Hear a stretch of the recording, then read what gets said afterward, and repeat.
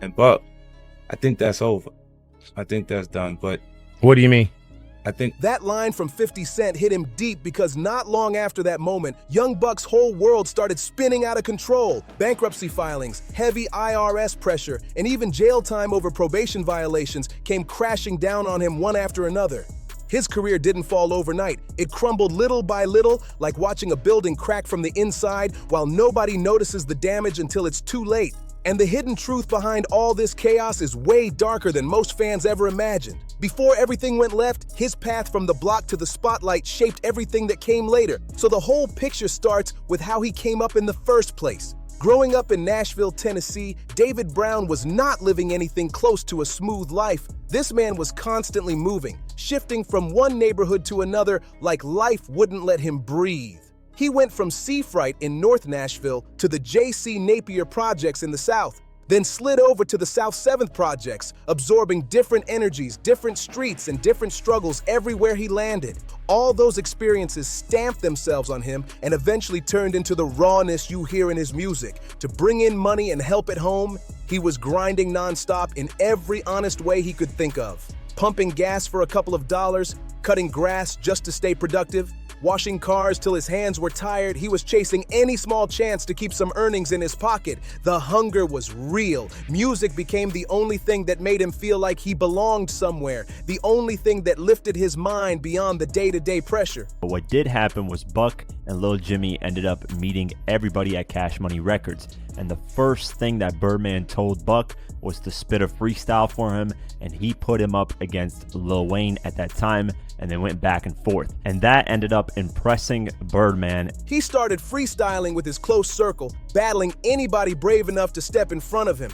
And little by little, he built a reputation on the Nashville underground scene. People started looking at him differently because he brought serious energy every time he touched a beat. And now, this is where everything flips and shows just how sharp and hungry he was from early on. Buck and his homie found a CD from BG, Chopper City. And when they turned it over, they spotted something most people would ignore. A real phone number for Cash Money Records sitting right there on the back cover. That one little detail felt like a secret doorway into a whole different life.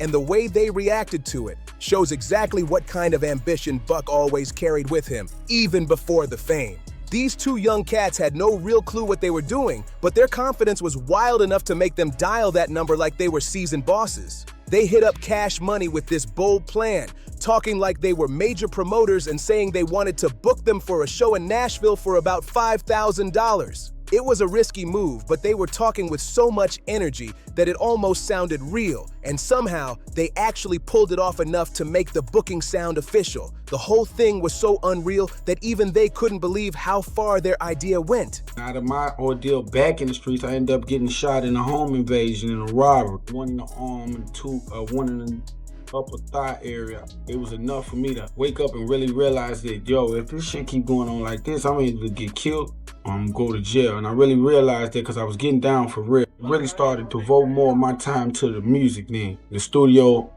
Even though the performance never happened, the chain reaction that followed flipped Buck's entire future in a way he never saw coming.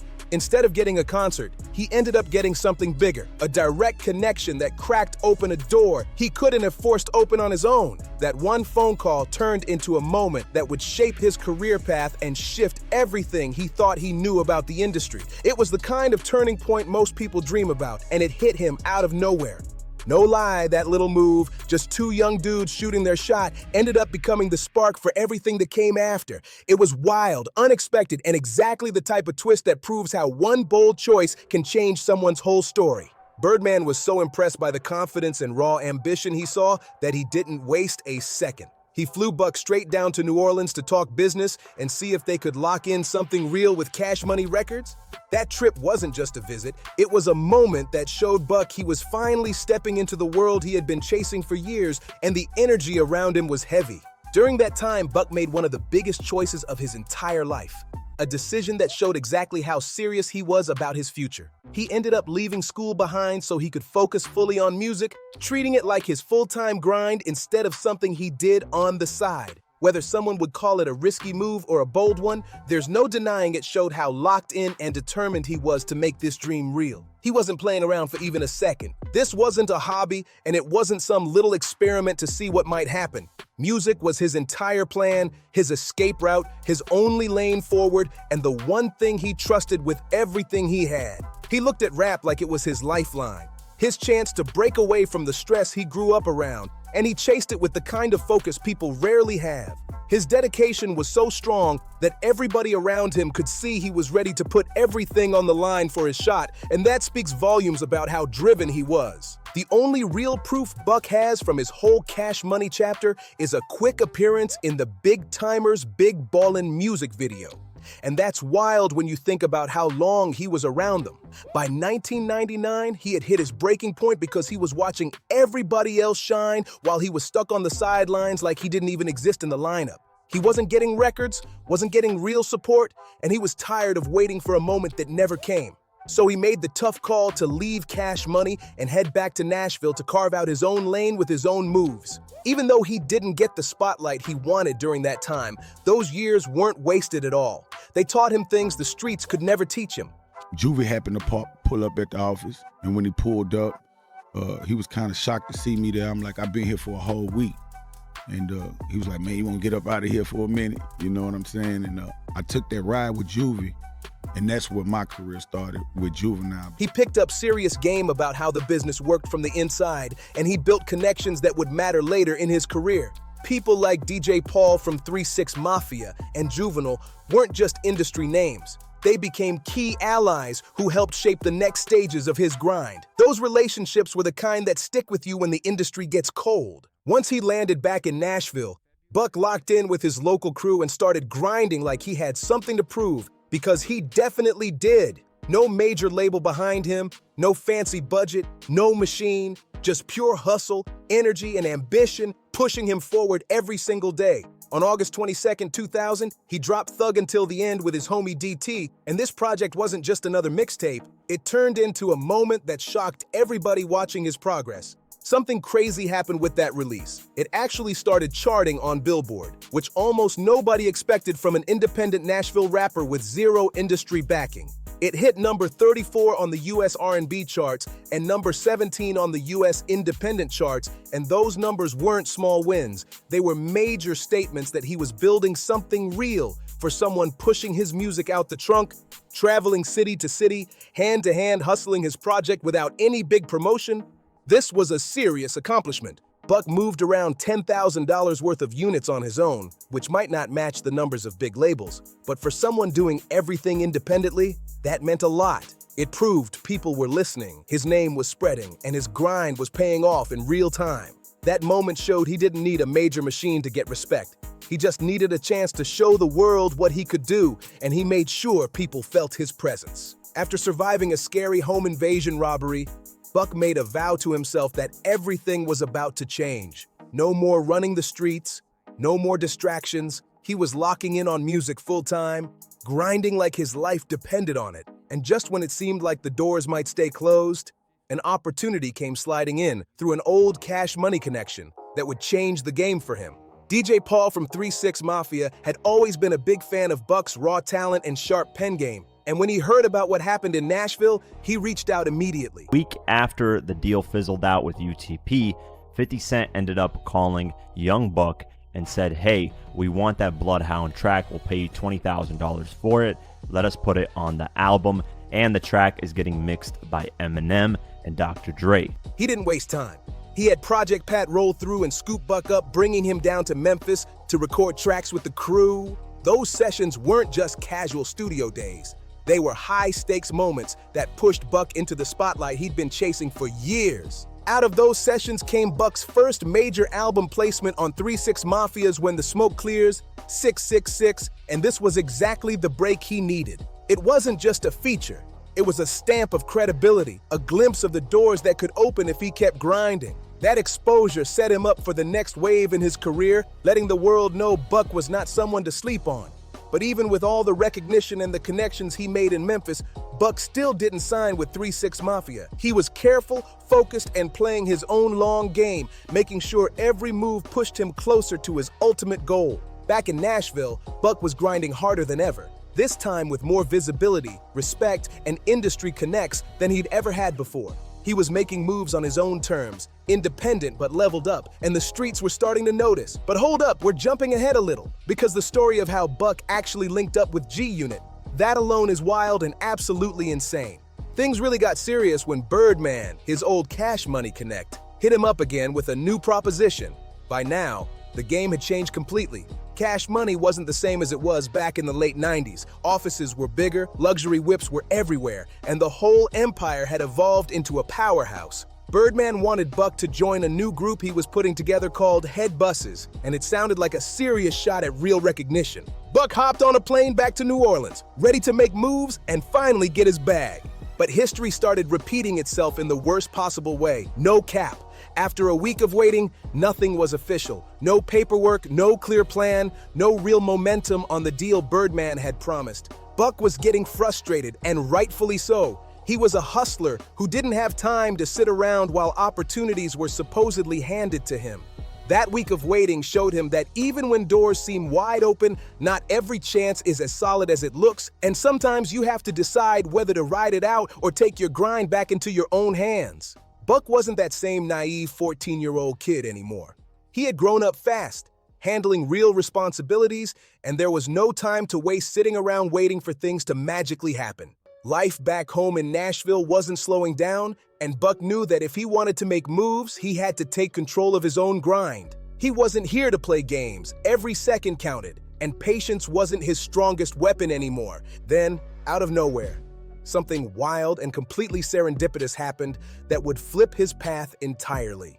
Juvenile himself showed up at the Cash Money offices and was straight up shocked to see Buck just sitting there, waiting around with no deal in hand. At the time, Juvenile was in the middle of his own major transition, dealing with beefs and challenges with Cash Money, but he recognized something special in Buck.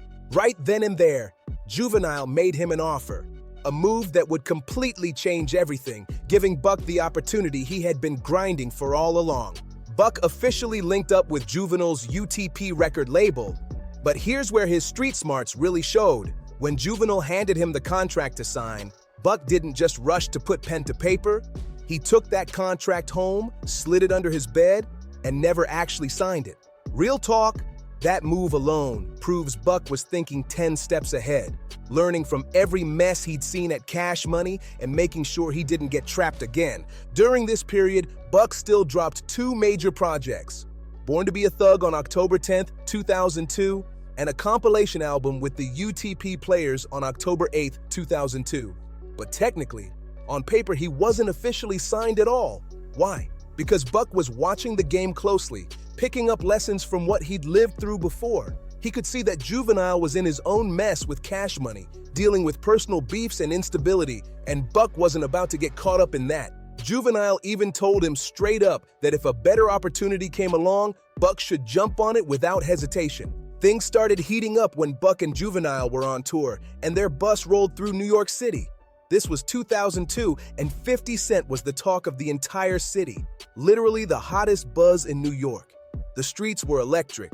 People were talking nonstop about him, and everyone knew something huge was about to blow.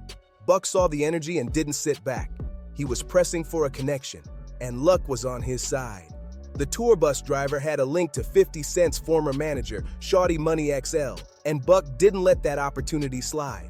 He kept pushing, asking questions, and making moves because he knew this could be the shot that would change everything for him. Buck kept pushing, asking nonstop if they could get 50 Cent on the tour bus to maybe cook up some heat together. And believe it or not, it actually happened. 50 Cent did step onto the bus, but here's the twist. He was there strictly to record with Juvenile, not with Buck. While 50 and Juvenile were locked in the back, working on tracks, Buck didn't just sit there. He made a move that was pure street smart genius. He started playing some of his own solo tracks for Lloyd Banks and Tony Yayo, who were also riding with them on the bus. One particular track caught Lloyd Banks' ear instantly. Banks grabbed it and took it straight to the back where 50 was laying down his verses. Next thing you know, 50 jumps on that beat, and that track eventually became Bloodhound on the legendary Get Rich or Die Tryin' album. That wasn't technically the first track released with all 4 of them together. That honor goes to A Little Bit of Everything on 50's 50 Cent is the Future mixtape.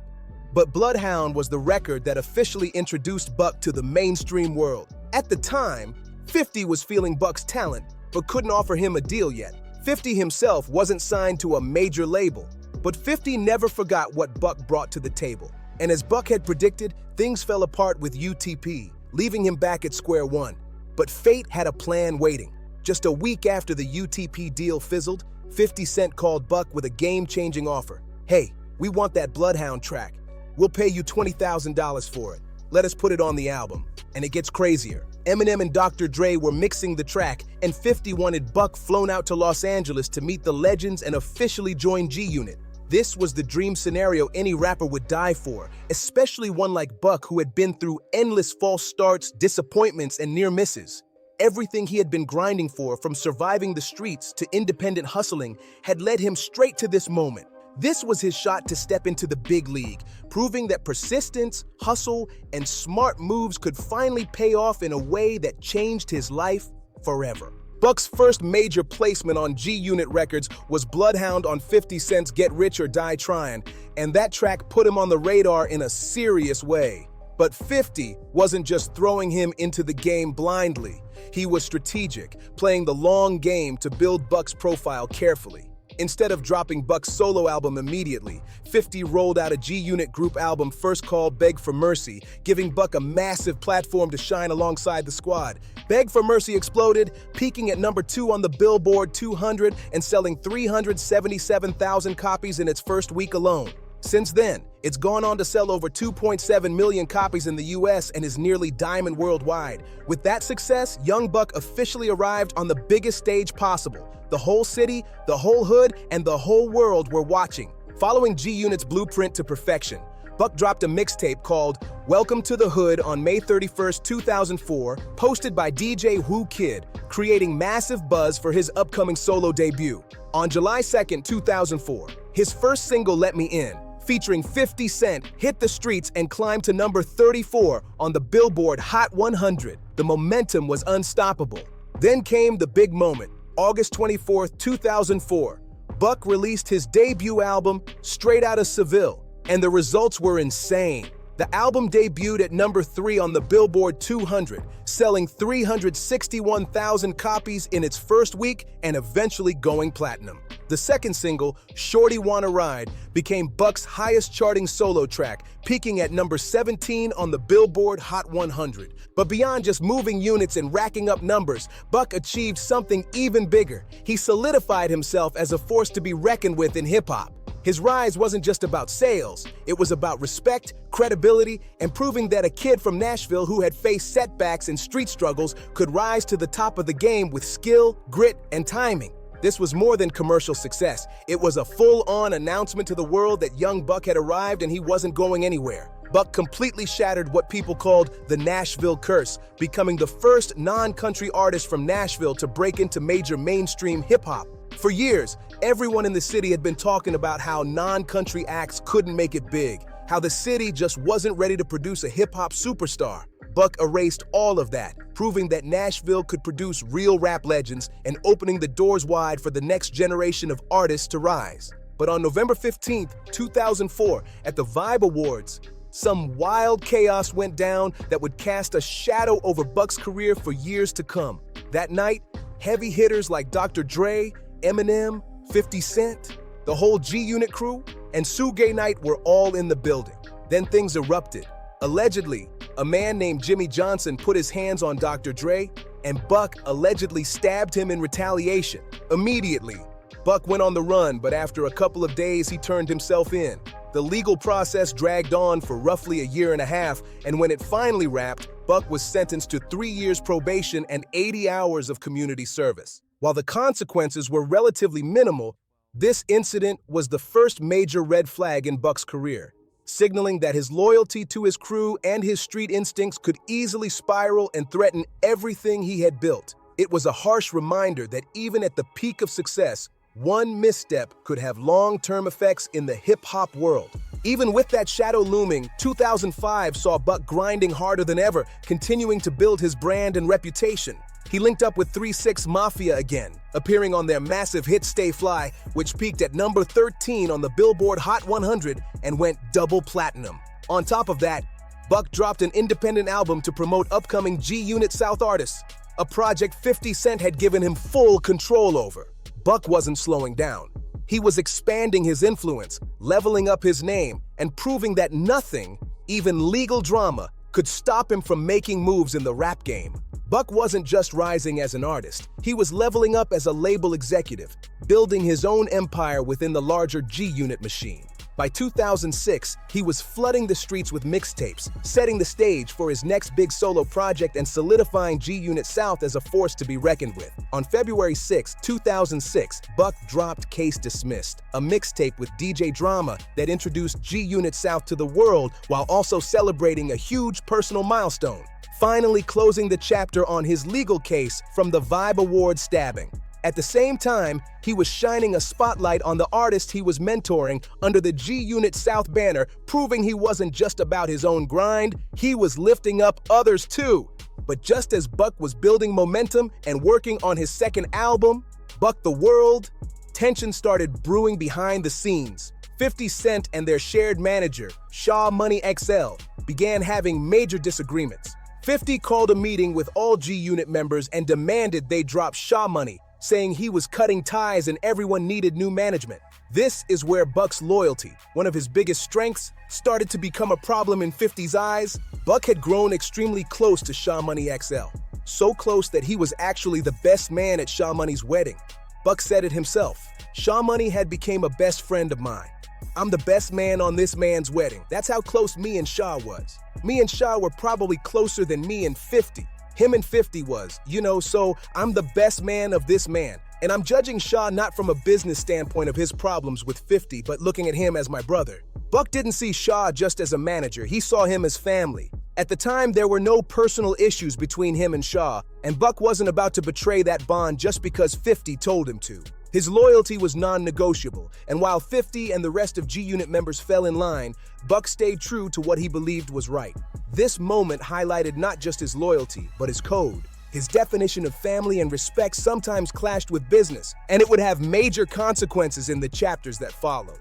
But while Buck was hustling through mixtapes, his personal and legal troubles were spiraling out of control, threatening to crush him completely. On August 3, 2010, the IRS hit young Buck's house for over $300,000 in unpaid taxes. During the raid, they found a hammer, and because Buck was already a convicted felon from the 2004 Vibe Award stabbing, the authorities hit him with charges. Buck pleaded that the hammer belonged to his licensed tour manager, but it didn't matter. They were coming for him hard. Just 3 days later, Buck released My Campaign, a track that immediately turned that chaos into music. It was classic Buck, taking life's tragedies and spitting them back at the world with bars that cut deep. On August 19, 2010, he filed for Chapter 13 bankruptcy. But here's the twist. This desperate move actually freed Buck from his G-Unit Records contract. Genius hustle, wrapped in a dire situation. Not wasting any time, Buck dropped his independent album The Rehab on September 7, 2010. It debuted at number 55 on the Billboard 200, moving over 6,400 copies in the first week. Not bad for an independent release, but it was a long way from the platinum heights of his past, and the legal storm wasn't over. In March 2011, G-Unit Records filed a massive $10 million lawsuit against him, keeping the pressure on. There were some flashes of hope, though. In late 2011, 50 Cent tweeted at Buck, "For some reason, I think young Buck is mad at me. Who cares? I'm giving my $250,000 back, sucker." That was a rare moment of acknowledgement, but the streets were still dangerous. On March 4, 2012, Buck survived a drive-by shooting outside a South Nashville club, though his girl was hit once in the shoulder. Then on July 13, 2012, Buck was officially sentenced to 18 months in prison on weapons charges. The very next month, the IRS held an auction to sell off his belongings. His jewelry, his studio equipment, his gear, all stripped away in a humiliating public spectacle. They managed to collect $53,000, but the damage to his reputation and pride was monumental. And what went down next straight up shocked the entire hip-hop world. No cap. Behind the scenes, 50 Cent had been patching things up with Tony Yayo and Lloyd Banks. And rumor had it, he was thinking about Buck too. On June 1st, 2014, at Hot 97 Summer Jam, 50 brought out all 3 original G-Unit members, and the crowd went absolutely wild. The energy was unreal, official G-Unit reunion vibes, and the streets were buzzing. They followed up with 2 EPs that fans still talk about: The Beauty of Independence, dropped on August 25, 2014, and The Beast is G-Unit, released on March 3, 2015. Both projects had tracks that straight up slapped, and everyone felt like this was a real, authentic reconciliation. Buck wasn't holding back either. He started his ambitious 10 series of mixtapes, dropping projects like 10 Bullets, 10 Bricks, 10 Pints, 10 Bodies, and more between 2015 and 2018. The man's work ethic was insane, showing everyone he still had the hunger and dedication to the craft. But just when things seemed stable, the setbacks came knocking again. On July 15, 2016, Buck was arrested for allegedly threatening to burn down his ex-girlfriend's apartment and ended up with a 7-month sentence. Just when it seemed like he could breathe, life threw more chaos at him.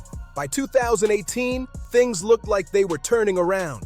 On March 30th, 2018, he released the single Can't Lose, a track that was straight fire but didn't get nearly the attention it deserved. He announced his 3rd studio album would be executive produced by both 50 Cent and Dr. Dre, hyping the fans to the max. Yet, history repeated itself. Buck's relationship with 50 started to crumble again. 50 claimed Buck owed him over $300,000 and threatened to cease and desist any new releases. Then in 2019, leaked audio of Buck in a conversation with a trans person went viral, and 50 mercilessly mocked him online, posting homophobic content and basically shutting down any hope of another G-Unit reunion. By 2020, Buck was back in the courtroom trenches, filing for bankruptcy specifically to get out of his contract and dodge 50's lawsuit. After a long legal battle, Buck lost the case in 2023 and agreed to pay $200,690 of the alleged $250,000 debt. To cover this and other debts, he liquidated assets worth around $105 million, spent $445,000 on legal fees, and left roughly $600,000 for creditors. The grind never stopped. In April 2025, Buck faced another legal bump, being arrested and sentenced to 30 days for repeated violations of his bond supervision tied to a pending domestic assault case from 2020. He got out around May 12, 2025. His domestic assault trial has now been pushed to January 12, 2026. But the difference this time? Buck seems mentally and emotionally in a much better space. He's back on social media, celebrating huge milestones like the 18th anniversary of Straight Outta Cashville. And he's clearly focused on building his legacy rather than dwelling on the past drama. If you enjoyed this story, make sure to like, share, and subscribe so you never miss the wildest hip-hop stories, the riskiest moves, and the real behind-the-scenes drama from the streets to the charts.